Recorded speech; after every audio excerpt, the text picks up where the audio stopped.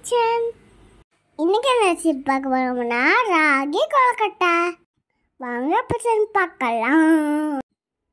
இப்போ இதுக்கு ராகி மாவு தான் போடணும். என்கிட்ட ராகி மாவு இல்லை, அதனால் அரிசி மாவு 1 ஸ்பூன், ராகி மாவு 2 ஸ்பூன், உப்பு கொஞ்சம் போட்டு நல்லா கலரிக்கோங்க. அடுப்பில் சுடு தண்ணி வச்சுக்கோங்க. கொஞ்சம் கொஞ்சமாக எடுத்து ஊற்றி கைவிடாமல் கஞ்சிக்கோங்க. நிறைய தண்ணி ஊற்றியாதீங்க, இல்லைன்னா குழஞ்சு போயிடும். சூன் வச்சு நல்லா பட்டிக்கோங்க. காய் வச்சிட்டிங்கன்னா தண்ணி சூடாகும்ல, சுடும். இந்த பதம் வந்துடும், தண்ணி போதும். கொஞ்சம் சூடாயிடுச்சு, கை வச்சு கலரிக்கலாம்.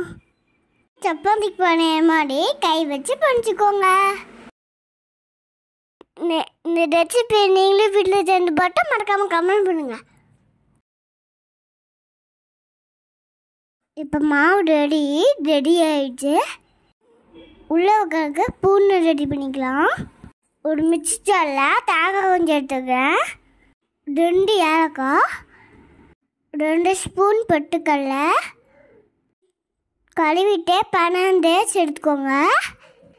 கொட்டி எடுத்துட்டு சேர்த்துக்கோங்க. நான் சர்க்கரை பதில் டேட்ஸ் தான் பண்ணிக்கிறேன். நீங்கள் வேணும்னா சர்க்கரையும் போட்டுக்கலாம். நான் இதில் சர்க்கரையும் ஆட் பண்ணல.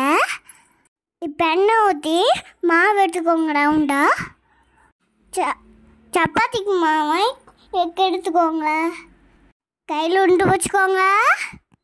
வாழை இலையை எண்ணெய் ஊற்றி ஃபுல்லாக தடவிக்கோங்க. வாழை இலையில் எடுத்து தட்டி எடுத்துக்கோங்க. ரொம்ப மெலிச்சா தட்டியாதீங்க, இல்லைன்னா கிழிஞ்சு போயிடும். போதும், தட்டியாச்சு. இப்போ பூனை எடுத்து வச்சுக்கலாம். பூனத்தை எடுத்து கையில் உண்டு பிடிச்சி நீட்டாக எடுத்துக்கோங்க. நீட்டமாக எடுத்து வச்சுக்கோங்க.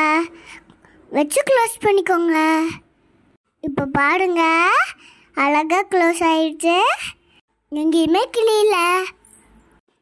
அதே மாதிரி எல்லா மாவும் தட்டி எடுத்துக்கோங்க. இட்லி சட்டியில் தண்ணி ஊற்றி சூடு பண்ணிக்கோங்க. தட்டி வச்சு மாவு எடுத்து வச்சுக்கோங்க. இதே மாதிரி எல்லா மாவுமே தட்டி எடுத்து வச்சுக்கோங்க. ஒரு 10 நிமிஷம் வேக வைங்க. அவள் தான் நமக்கு தேவையான கொழுக்கட்டை ரெடி. வாங்க சாப்பிடலாம். பாய் பாய் சுட்டீஸ்.